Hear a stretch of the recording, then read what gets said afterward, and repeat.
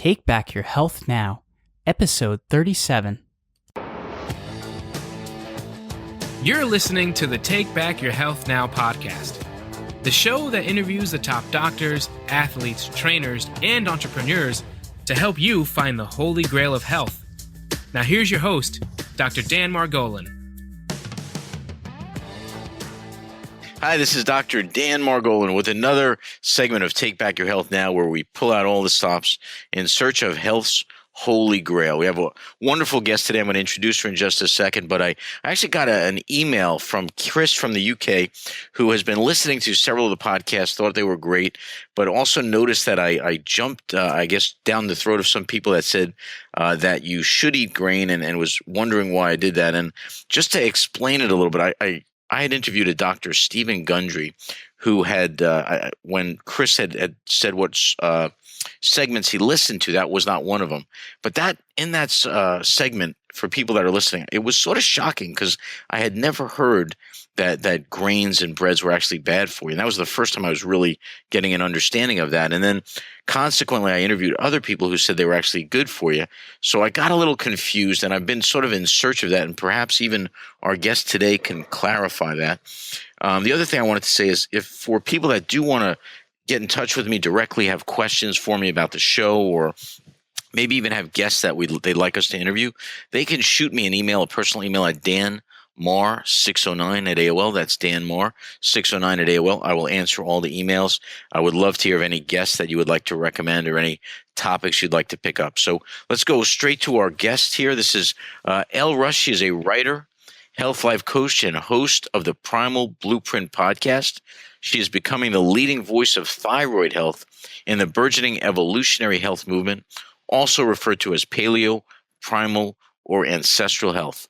Elle has a BA in philosophy from the University of California at Santa Cruz and is a certified Primal Health Coach.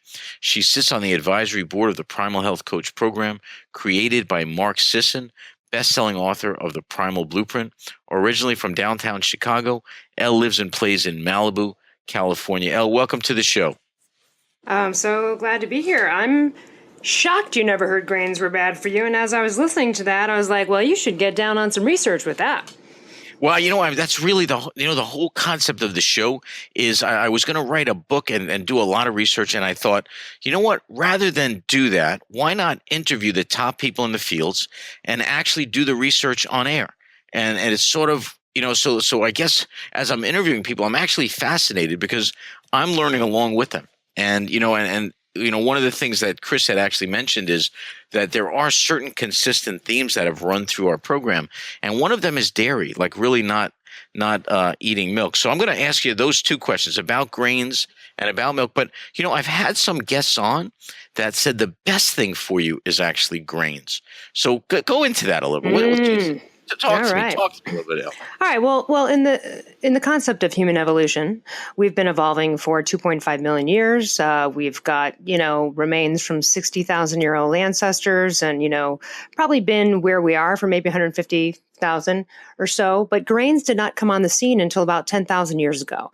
And not came on the scene, but we didn't really start to eat them until then, because that's when we settled down, stopped hunting and gathering. And now at that same time, 10,000 years ago, that's when modern diseases started to set into the archaeological record. For example, rheumatoid arthritis was never seen by one paleontologist anywhere in the world by a sample until grains came on the scene. Then they started to see it.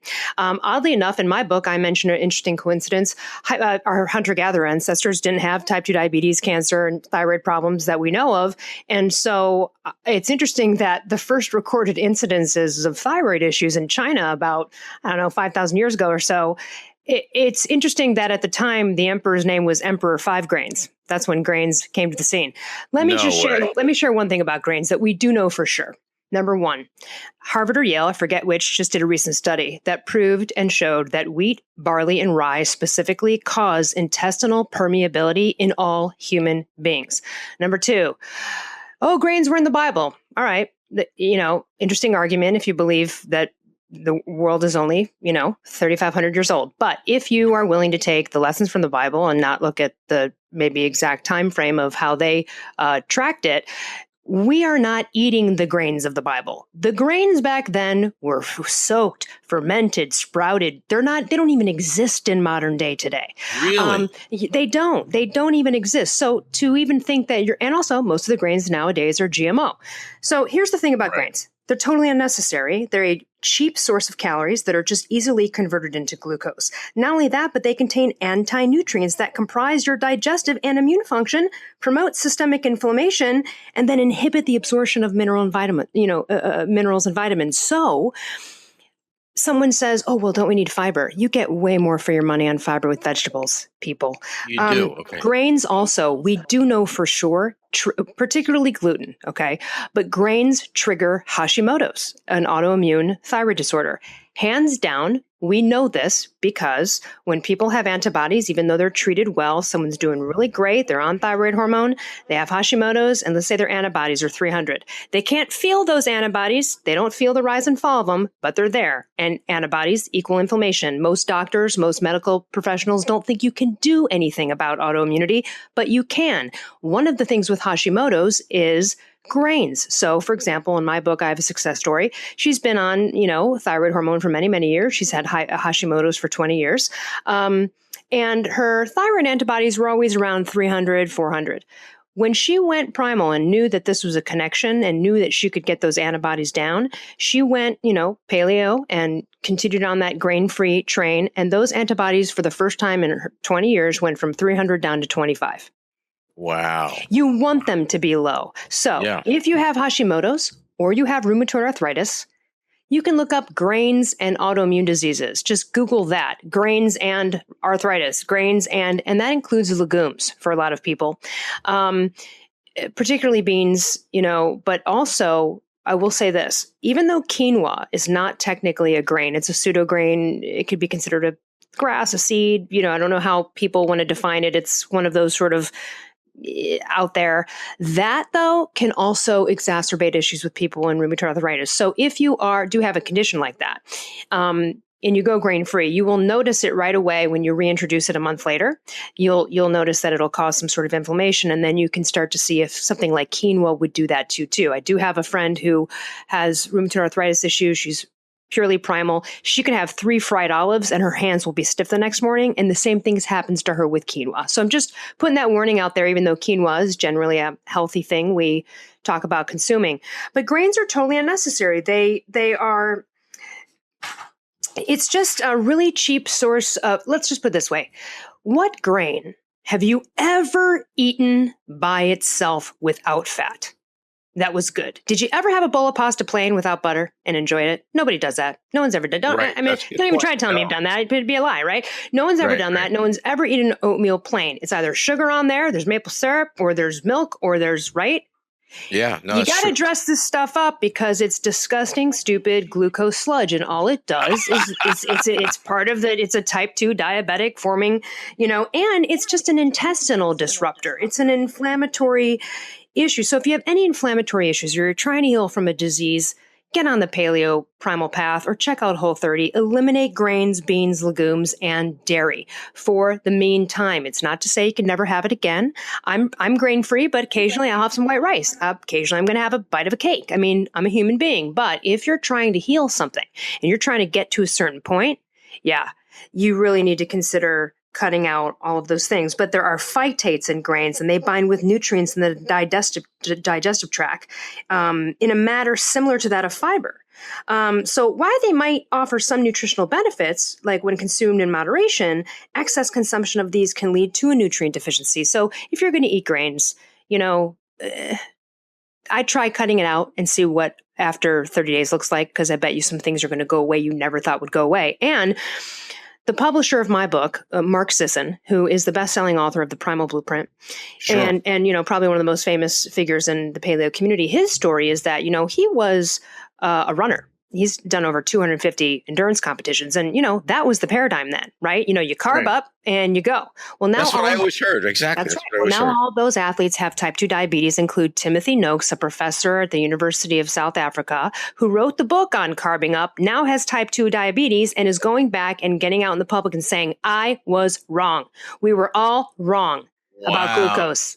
So you got to look into this, because now athletes are moving in the direction of being more primal, keto adapted, or fat adapted athletes versus the glucose train. There are so many stories of this. Athletes are, and we're talking about fit athletes, people. We're talking about yoga instructors, adventure racers who have gorgeous bodies, and you look at them and go, what are they doing? They must be doing everything right. And then you test their blood and they're pre-diabetic. So isn't that something? It's shocking, right? You can be skinny fat. There's another great story. Everybody should YouTube this. It's moving. Peter Attia, Attia. He's this doctor who has a TED Talk, and it's like, I don't know, maybe only 15, 30 minutes. And he talks about this diabetic patient who came in who had to have one of her limbs amputated. And he talks about how he was so judgmental, because here he was fit. He worked out. He ate, he's a doctor. He worked out. He did what he thought he was doing. He followed the quote unquote, standard paradigm.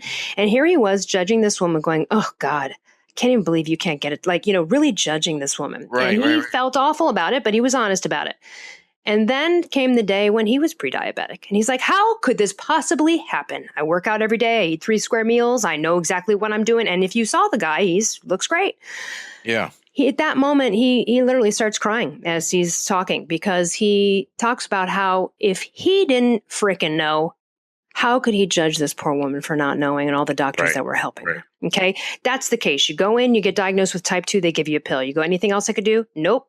How about follow a low carb, high fat, moderate protein diet? That'll fix it immediately. So our ancestors never ate more than 80 carbs a day. Okay. Our genetics, our DNA as humans is aligned to primarily and prefers running on fat, not glucose. When it turns the other way, most Americans are sugar burners and running on glucose. That's why you see every commercial is a type 2 diabetes commercial. And so it's really about, it's not about gimmicky. The grain thing's not gimmicky. It's rooted in science based on what's appropriate for humans. I would never feed a horse a ribeye steak, and neither would you, because that's not their native diet. And here's the thing. People wonder, they go, what is it about? Like, why are antibiotics even given to animals? Like, what the hell is that all about? Here's what that's about. You're feeding a cow their non-native diet, grains, to fatten them up. They get sick. Gotcha. Then you have to give them antibiotics. You go to a pastured farm where those animals are grazing and, they're doing everything right with irrigation and they're eating from the grass, eating as they should, as their genetics intended and demanded. Those animals don't get sick because they have immune systems and they're eating their native diet. So it's the same thing here. We are a species. We are human beings. There is a native diet for us. And if anyone's interested in watching a great documentary on this, my favorite one is called The Perfect Human Diet by C.J. Hunt. He's an investigative reporter that dropped on the track with a heart attack at 18. He's 64 now. He searched his whole life for the perfect diet, has done everything. He went down this route, the primal, ancestral, evolutionary, paleo. They're all synonymous. He went down that route, did a documentary on this, and it's really, really fascinating because it's the science is there. So when people are like, "Oh yeah, that's cute, act like a caveman," no, this is about aligning with what our DNA expects of us. Every being on this earth has their own DNA map. The cow, the horse, us, right? So no one feeds, not even a vegetarian feeds their dog vegetables, right? I mean, right. That's true. Okay, so. They're carnivores, and we are too, as technically. What's confused? So as a doctor, right? Yeah. I was not, especially 30 years ago when I first started, I was totally pharmaceutically based, and it's been an evolution for me to, especially over the last probably 10 years, where I just started seeing people getting sicker and sicker and said, there's got to be something that I'm missing here. And then to start the podcast and really in search of this sort of holy grail of health and start to interview all these people and start to look at different viewpoints, which is to me fascinating, and then it gets a little confusing. Like I myself have gone on a no-grain paleo diet for the last 2 months. I've lost 10 pounds and I feel great. That being said, I also interviewed some doctors, like one of the doctors that wrote the Starch Solution, which was really talking more about eating grains and eating starches and potatoes. And it's a little shocking because you know what I mean? Like you start to here's why. If you really look into all of these things, okay? Every other paradigm or eating strategy or diet is almost synonymous with pharmaceutical companies creating medicines that manipulate and work around how our bodies are supposed to. You don't want that. For example, it's just like the birth control pill, you give that to a woman. That's not natural. I'm not saying no one should do it. I'm just saying that's not a natural thing versus giving someone a hormone they're deficient in, right? There's a different set of rules there. If someone's, let's say, hypothyroid, they need thyroid hormone, you give it to them, that's different than giving someone a drug that then manipulates something that wasn't meant to be manipulated, right? Right. Sure. So the same thing goes with all these other eating strategies. They are manipulations. They are not truly in line with our genetics as humans. And so, the science is there. The ancestral evolutionary science is there. Anyone who's going to claim the more carb heavy sugar burning paradigm is, again, still in the manipulation. For example, this was totally the case with the zone diet. And I'm not totally ripping on it, but the whole philosophy behind that was eat every 2-3 hours, keep your insulin steady. No. Actually, that's still a sugar burning paradigm. That's a hypoglycemic paradigm. You don't want that. By the way, the way to cure hypoglycemia is go primal and get fat adapted. But that's a hypoglycemic paradigm. You don't want to keep spiking insulin and tapping into that 5 times a day at all. In fact, you want to be steady. So let's just go with, not only is Paleo Primal the way you should go and investigate, because that is, to me, the holy grail.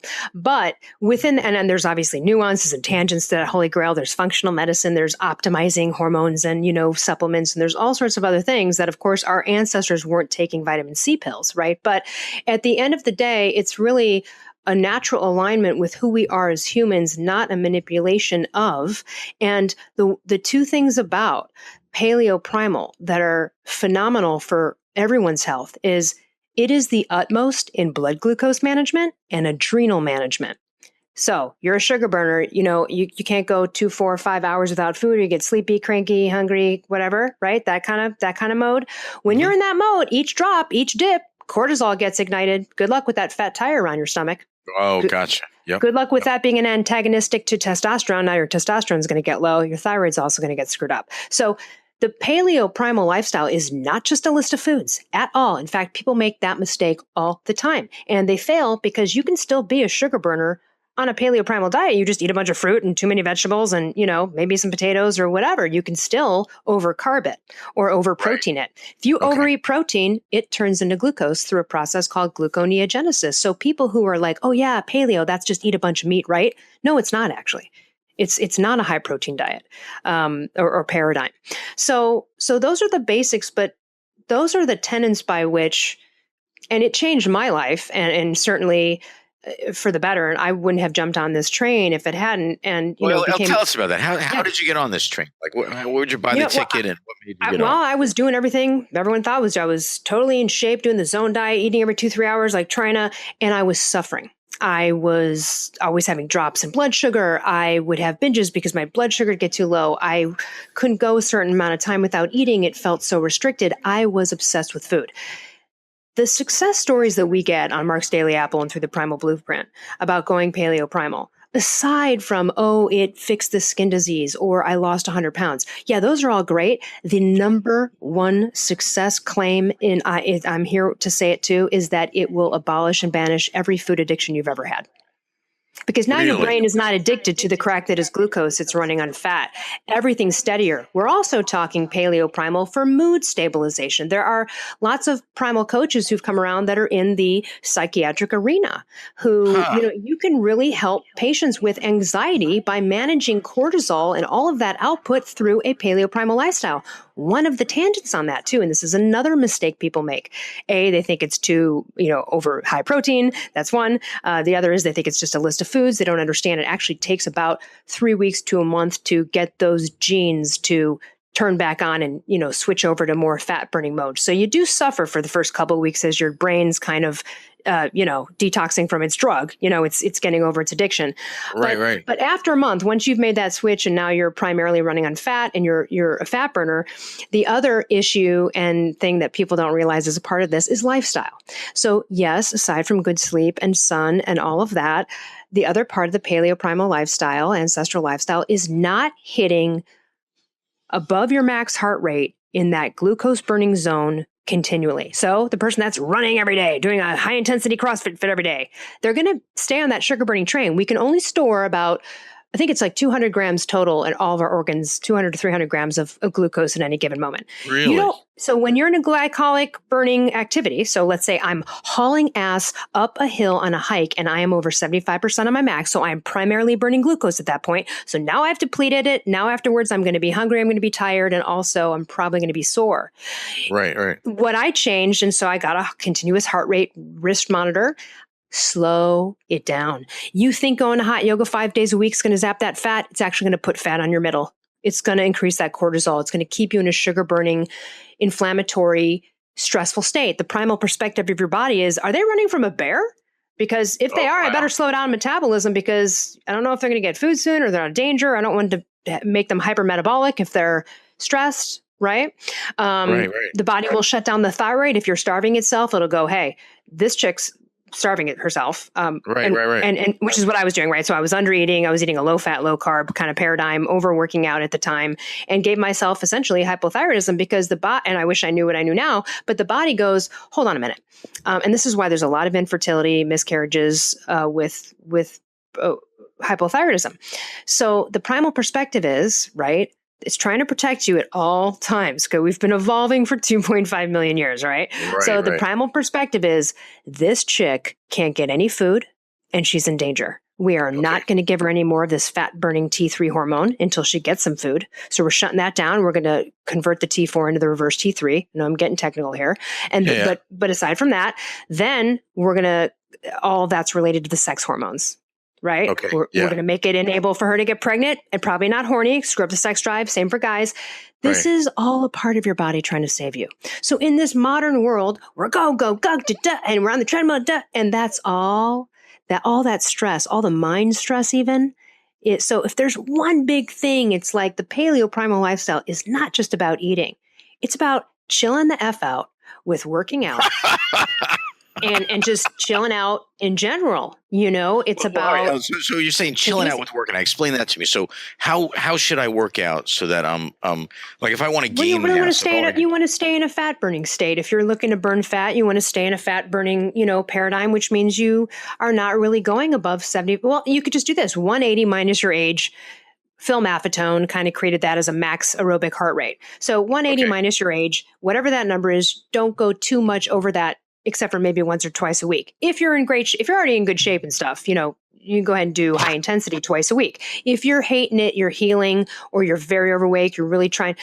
Look, 80% of your body composition is diet, barring any metabolic issues that are there. Okay. So 80% of it is that, but it's really about taking it down and doing the slow walk. And it feels counterintuitive because people think the more I sweat, the no pain, no gain, the harder I work.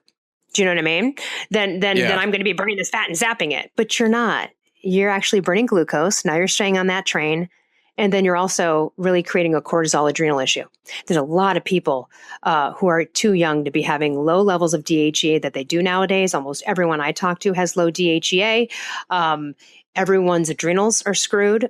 Everyone who's hypothyroidism almost has an adrenal issue. So if you want to optimize everything that doesn't matter if you believe you were designed this way, if we fell from the stardust, if aliens created us, the bottom line is that our genes are our genes. Our DNA as humans is what it is. Now, where are the exceptions? Okay, you're an athlete or a bricklayer. Okay, you're going to eat over a little bit more carbs. You might be introducing more sweet potatoes and starches, right? Because you have a higher demand. But for most people who are, and I'm not talking, I work out 2 hours a day, I'm athlete level. No, you're not. So even if you work 2 to 3 hours a day, you're still not a professional athlete. I'm not saying anyone should work out that much. But what I'm saying is the paradigm for Primal Blueprint and in general, the ancestral paradigm is under 150 total carbs a day unless you are a serious athlete. Most large men are probably around, who are really doing it right, probably hang around 120 or less. Women who are 5'2", like I am, and small, you're looking at, 50 to 80 carbs a day. That's hard for a lot of people. Most people are eating 300 plus carbs a day, and most people are pre-diabetic. And it's a disaster. Like when you're saying 50 carbs, so where would you get 50 carbs? What would give you 50 carbs? Like in your day, where do you get those carbs from? Well, that would be like a really low carb day. I could overeat some protein and feel like maybe I got some there. So if I want to overeat protein one day, I might eat less carbs. If I'm going to do a day of 50, then that would primarily be vegetables. So like I wouldn't have a kombucha that day. That would be 10 carbs. People don't realize a bunch of asparagus cooked is 20 carbs.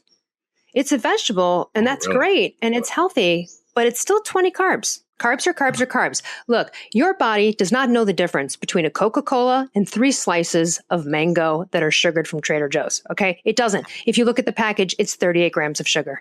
It's the same. There's no difference. And you might go, well, one's fruit and has vitamin C. Sure, but it's all counteracted by the glucose load that you're adding to your day. And most people don't even realize that. So think about it. In a whole day of maybe even up to 150, if you're at the max and you're super fit and you can handle that carb level, that's still 38 grams is a big chunk of that, isn't it? Sure. Those 3 slices of mango, man, I'd rather eat like a huge thing of, vegetables with butter or, anything else. Right. The other thing, it's much more enjoyable to be paleo primal because you get to eat more fat, and who doesn't love to eat fat? I don't know. I mean, I love bacon. I don't know who doesn't, but it kills me when I hear people on the news or anywhere say, ooh, bacon. I don't know. That's a heart attack. I'm like, give me the bacon, more egg yolks, please.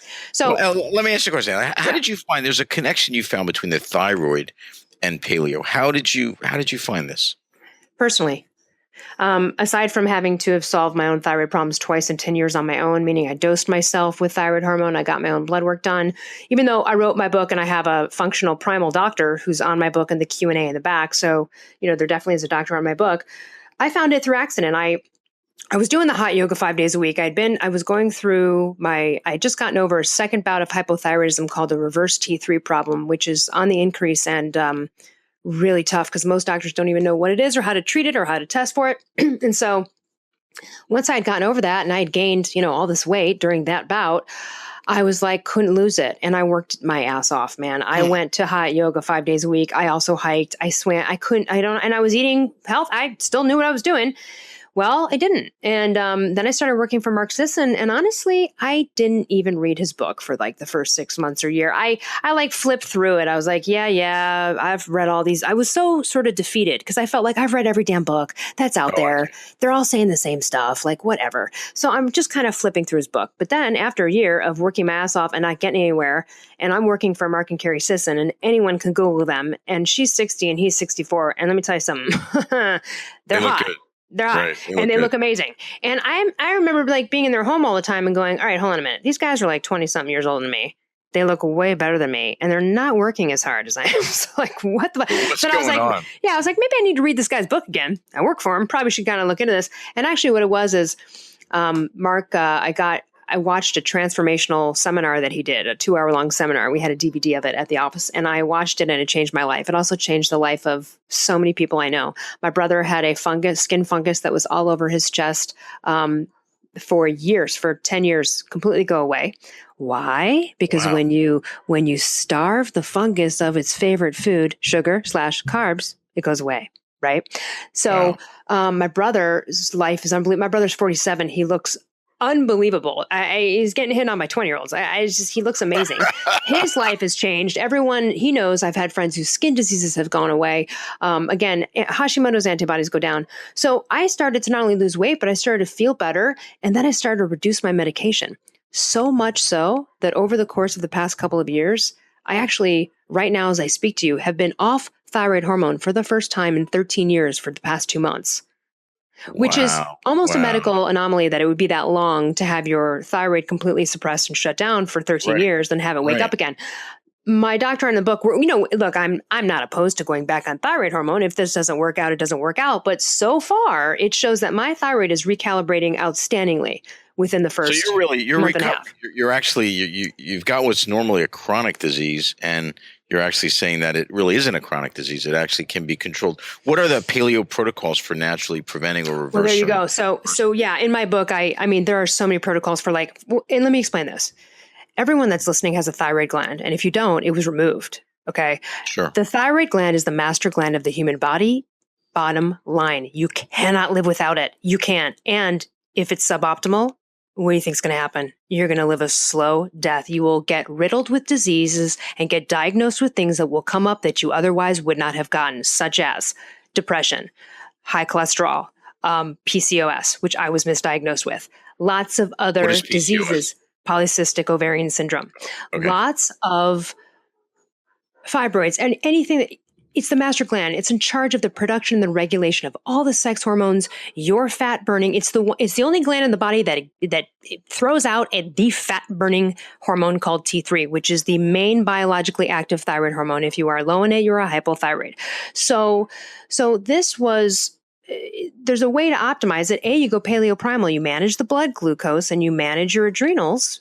You get fat adapted, things are already going to work from there. Meanwhile, you've cut out all the crappy inflammatory oils and the foods that can be disruptors to your life. Healing the gut, conversion with thyroid takes place in the gut. So all of those things happen through a paleo primal diet. And then let me ask you, are you monitoring this at all, like through blood tests? Are there any blood tests that you would use? Yeah. Absolutely. What are they? Like, what would you use? I'll give you guys a rundown. So, classically uninformed doctors, and what you probably even learned 30 years ago, was that you just test something called the TSH or T4. That's right. That's absolutely incorrect. It's 100% false. If you do that as a doctor, you are literally borderline malpractice. You are hurting people. And read my book. If you're out there and you're a doctor and you're still testing that, please read my book. And you will hear from the doctor in the back of my book why other doctors don't know this, why they don't understand this, why you guys weren't taught that. So if you want to hear it from a very highly decorated doctor, you will.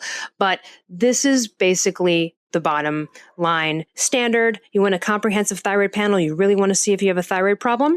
First of all, you can take temps at home, which will tell you a lot. And I tell you how to do that in my book. But the main panel is TSH, free T4, free as in freedom, free T3, reverse T3, and then 2 antibody tests for Hashimoto's. And the reason you have to take 2 is that some show positive for one and not the other. One is more problematic than the other. And you need to kind of know, because that also would dictate how strict you'd have to be about grains or gluten. Do you know what I mean? Someone who didn't have Hashimoto's might be able to handle a gluten cheat a little bit better, but you don't want to do that if you have Hashimoto's. So the Hashimoto's tests are TPOAB, that stands for thyroid peroxidase antibody. The other one is thyroid globulin antibody, and it's TGAB. So once again, the main ones are TSH, free T3, free T4, reverse T3, TGAB, TPOAB. Then that's just thyroid stuff. The absolute minimum that's related, and there's tons of things that are related to this, of course. If you got Lyme's disease, you could have a reverse T3 problem. You could have a thyroid issue. If you have some chronic infection, you're going through cancer, lots of things can screw up the thyroid. Okay, so there's certainly a million tests. You could do heavy metals. Right now, that's what I'm doing because we're looking to see how well we can maybe calibrate my thyroids if it's coming back. And so the one last test I haven't done is a heavy metal. So we're just sort of eliminating what else can be a metabolic disruptor. But other than those big, huge functional medicine tests you might do with the doctor, the other main ones you can get are DHEA sulfate, B12, DHEA sulfate. DHEA sulfate. It's an adrenal hormone, anti-aging hormone. Lots of people are deficient in it, especially in their 30s. Most people 35 and older take it if you want to optimize that. DHEA sulfate, vitamin B12, vitamin D, 25 hydroxy. And if you really feel like you're pre-diabetic or you're insulin resistant or you've got real issues and you want to really see what's up, then you get the HbA1c test. It's pretty much the pre-diabetic test. Now, regardless of what you read, you want it to be 5.2 or below.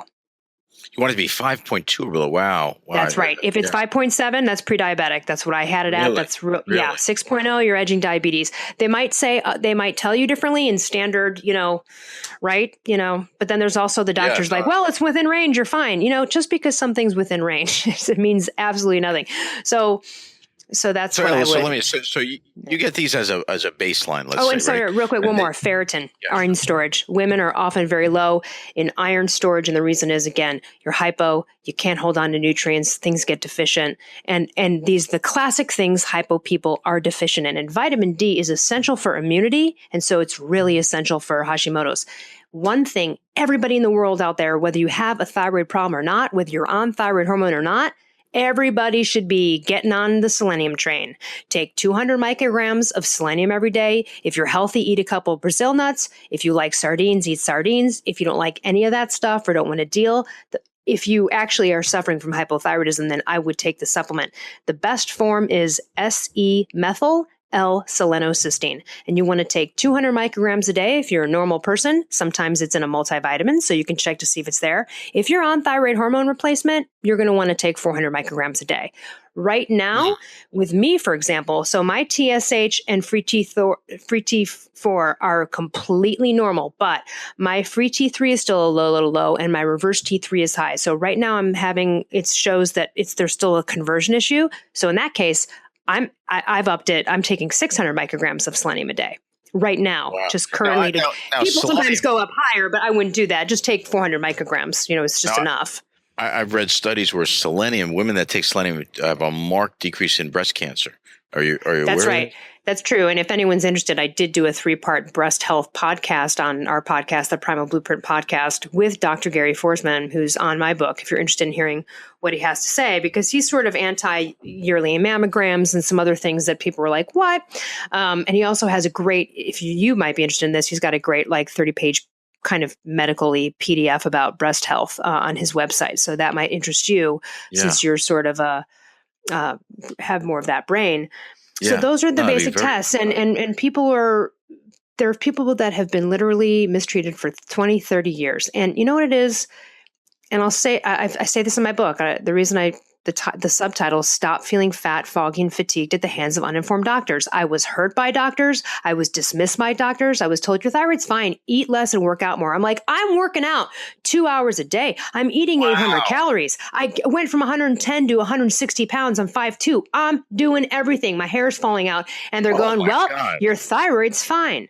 You know what? It's not. That doctor was only testing my TSH. And even if you just... let me answer this. So you do these tests, right? So now you got a baseline, right? So you go on the Paleo and talk to me about so when do you retest it, or how are you? What I would do? I would go full force on the Paleo Primal, optimize these nutrients, right? So if you're low B12, you're low in these things, you can start taking vitamin D and optimizing, take some probiotics, heal the gut health. You've got some candida, whatever it is, you could probably retest in 8 weeks and see if those levels have gotten better. And then if they have, you're like, all right, great, I'm on the train. You get tested in another 6 weeks. That's how I would do it. You're really measuring that you're going in the right direction, basically. Yeah, and you can also measure at home. Again, we've got pulse, heart rate, and blood pressure, and also temperatures. Temps are extremely important. They are a way to. Temps are an incredible diagnostic tool, especially for people who are. When you go on thyroid hormone, you never go on your optimal dose right away because of the way that T4 builds and converts in your body. No one can be given their optimal dose right away. You give someone a dose, you check it, you see, then you tinker, then you come back, and it kind of takes a couple months to usually reach an optimal dose. And in that whole scenario, as you're on the way up, you're always feeling better as you're on the way up. But as well, you've got to still keep checking in. And in the meantime, throughout that process, you would take temps at home. You would take your basal morning temp and an afternoon temp around 3:30. What we do, and everyone's individual, but for the most part, if your morning basal temperatures, and it's very specific how to do that. I know people are like, yeah, I know how to take my temperature. Well, actually, you probably don't. So really? It's kind of like one of those things where you usually try not to do the digital. They're not as accurate. You get a Jar thermometer, which is sort of a mimicry of the old school mercury thermometers. It's one of those shakedown. It has a ball at the end, but it's not mercury. Right. You got to hold that thing under your tongue for literally 7 minutes. It's a long time for a bulky thermometer to be in your tongue as you're laying in bed and you haven't even gotten up to pee.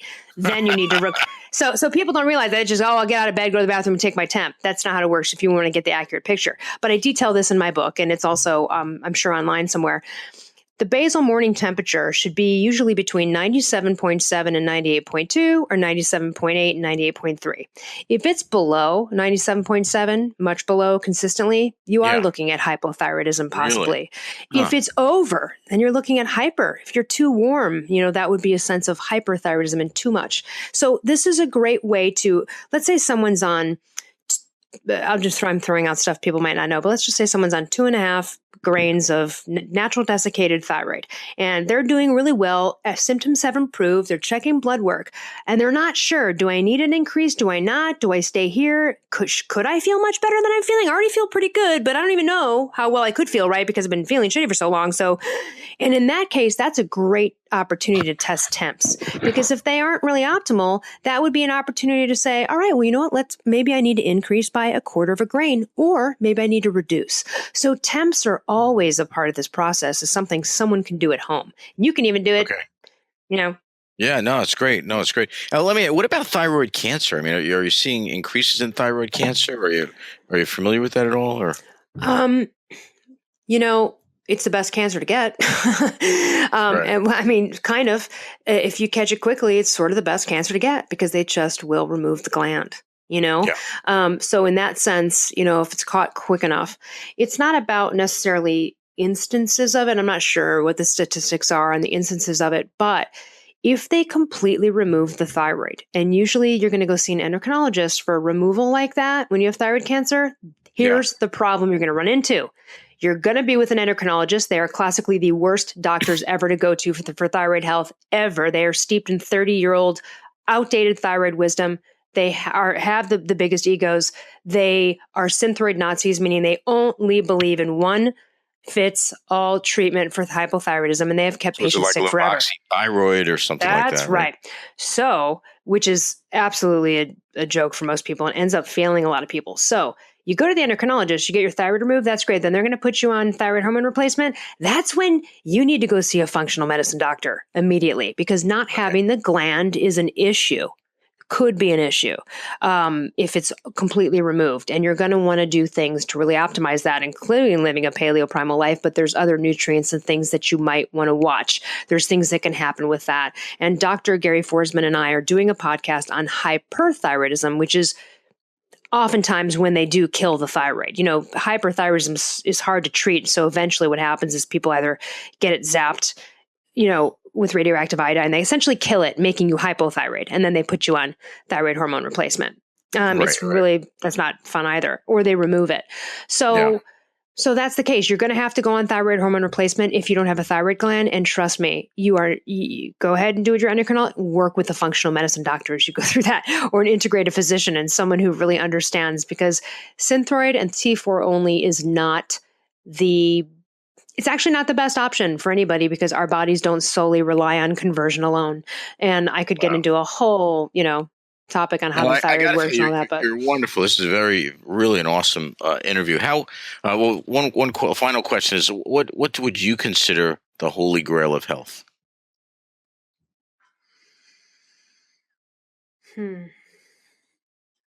I think alcohol sucks. I think alcohol sucks. I think quitting alcohol, or eliminating or reducing alcohol in one's life is a really great thing. There are a lot of people who, and it's not that it's bad for you in moderation. It actually can be positive. But, I think there's a lot of people, I think alcohol is a big one for people having a bottle of wine every night, or they're still drinking. They still may be fit, they still may be functioning. Right. I think alcohol is a one that if you can reduce or not do is a real long-term health benefit. I am also just a huge fan of probiotics and fish oil if you don't like fish, but making sure you're getting the omegas. Yeah. I mean, there's so many I want to name. I'll name 100 of them, but no. And actually, along the paleo, supplements. Do you believe in supplements for the most part? What's your viewpoint on that? I absolutely do. There are things like, for example, our ancestors didn't make coconut oil either. We have some modern inventions that enable us to really hack our biology in a positive way. And back in the olden days, if you were like a Native American Indian and you had like pernicious anemia, it's like you were put out to the teepee to be like, see you later, good luck with your death. You know what I mean? Like there was nothing that could help you. So it's like, now we can take iron pills. Oh my God, thank God for that. So yes, supplements are important, particularly when it comes to low ferritin in men and women, in women particularly. At that point, no amount of liver, no amount of burgers, nothing's going to do it, because the digestion is compromised because of the hypo. You are not absorbing the iron. The only thing that will get it back up is an aggressive form of just taking iron pills. And so, yes, I believe in them. I have had deficiencies before. I had a doctor mock me and laugh at me for asking to test my B12 one time many years ago. And it turns out in his face, I had a B12 deficiency. So I guess who's laughing now, buddy? And so I want to also impart to everyone, I love your energy, by the way. You're awesome. It's great energy. Here's the holy grail of health. Step up and be your own damn doctor. I'm not saying do what I did and go doctor yourself. I mean, if you had to be put in a corner like I was, you might do what I did. What I'm saying is do not trust anyone. I don't care how great of a doctor they are. How many people have you known see a new doctor? Oh, I saw a new doctor today. They're great. How do you know they're great? What do they look in your ears? How do you know they're great? They have a jewelry on the wall. What are they good at? I guess, so you have to step up. When's the last time you got a copy of your blood results? Do you know what they are? What are the ranges? How do you know you're optimal?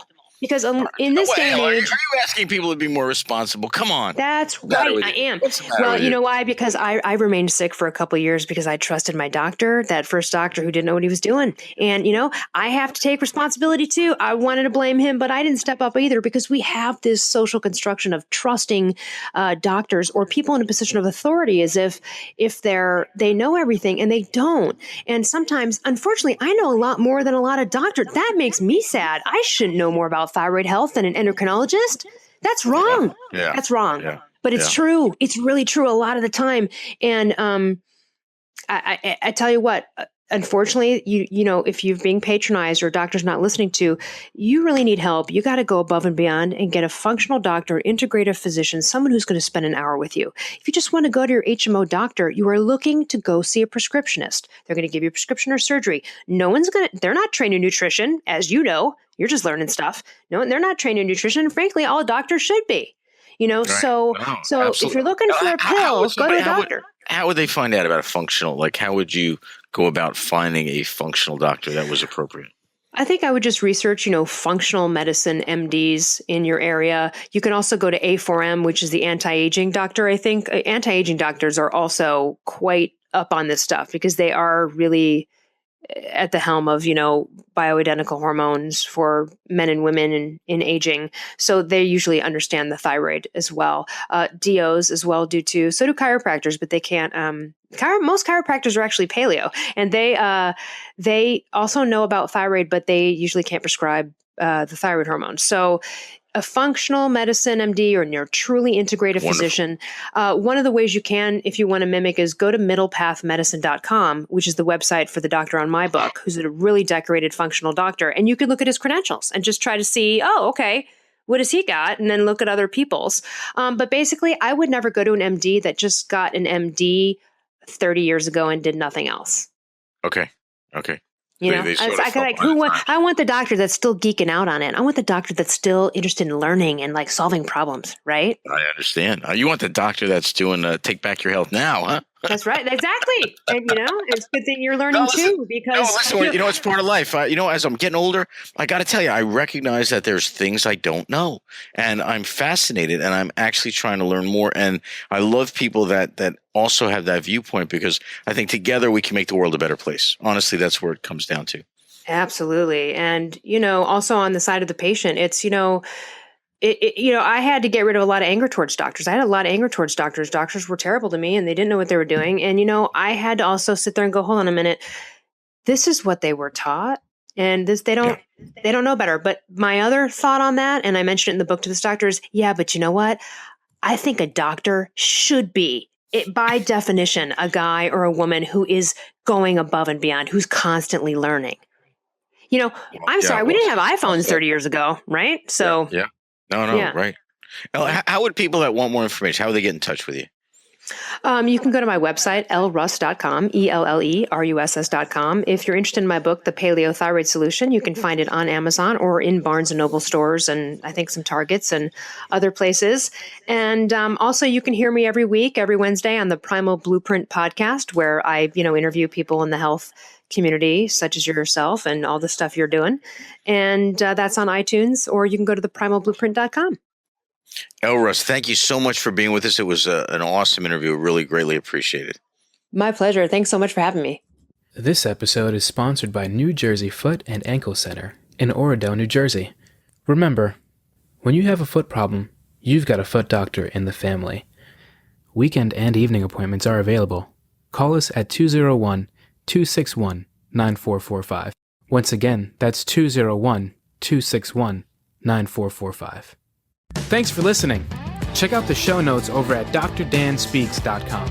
If you're loving the show, head over to iTunes and leave us a review, and we'll catch you next time. Voiceovers for this episode were provided by Randy Ramos Jr. To see and hear more of his work, visit randyramosjr.com, jr.com, jr.com, jr.com, jr.com.